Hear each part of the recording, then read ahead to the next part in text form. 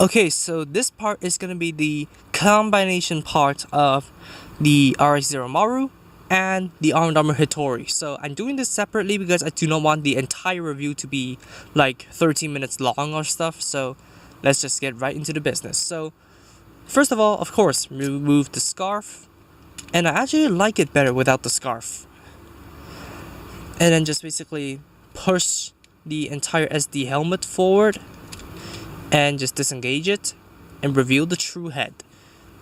And then close up the mask, close the V-fin, and bring in two of these gigantic pegs over here. So basically peg the short peg into holes that are inside the helmet. And then peg it into the backpack. Now I know the instructions tell me to dismantle the entire thing and reassemble it, but I just found out a way to work around it. And then just basically take off the shoulder armor to allow for space for like disconnections between the ball joint and the shoulder joint.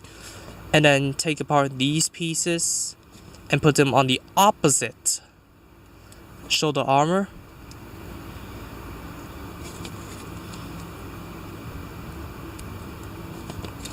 And take apart the entire waist.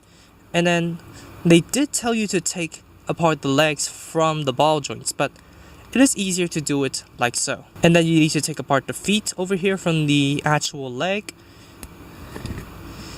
And then you take the arms out.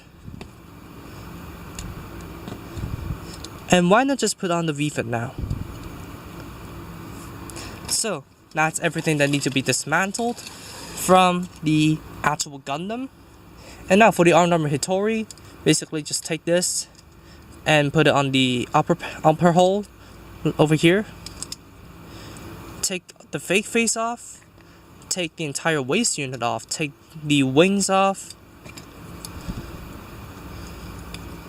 and then take these parts off. Yeah, and then just take apart this part over here.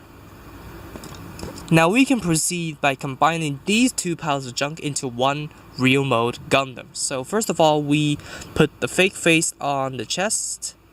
I would have covered its possibility to be mounted on the face in the review. And then we basically grab this and grab the arm.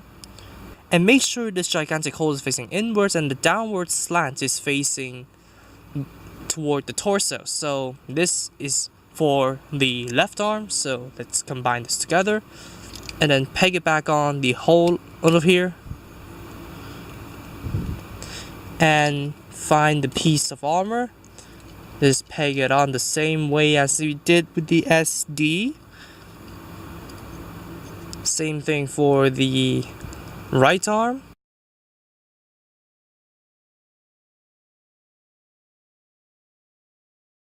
And then we disconnect the talons from the waist and then combine them to become the gauntlets. And then this piece, make sure the gigantic slit is facing toward the back and combine it. Take the waist unit, rotate it 180 degrees so the long skirts now become the front skirts. And I like how they did this here, so you do not need to take off the wings, but actually flip them in so that the wings would peek through these holes and become cycle frame. And it reveals the ball joint for the feet. I really like how they implemented this. And then make sure the downward slant is toward the waist and slide the ball joint in.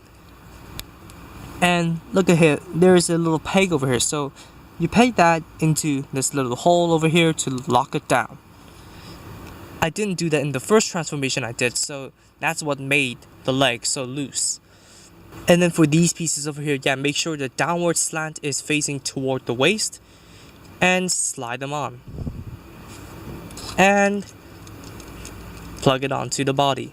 Now, inappropriately, you can say it makes it thicker, but yeah, whatever. I'll just let you run free in the comments below and do the same for the other one.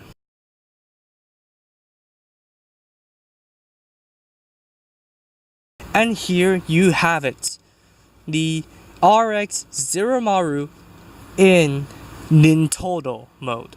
As for the weapons, I will show you the sword configuration for the bird head. So you basically grab the ninja tool, plug it into the barrel, and grab the end of the scarf and use it as a sheath. Now you have her gigantic sword. Now I know it sounds a bit dirty, but yeah, I'm just gonna let you roam free in the comments below. As for the kunais over here, you basically grab the effect parts that it comes with and plug it into one of the holes. Yep, it does look disgusting on one end, but in the other end, it makes a dagger. And also the shield shuriken remains the same. So that is going to be the combination part for the RX-Zeromaru.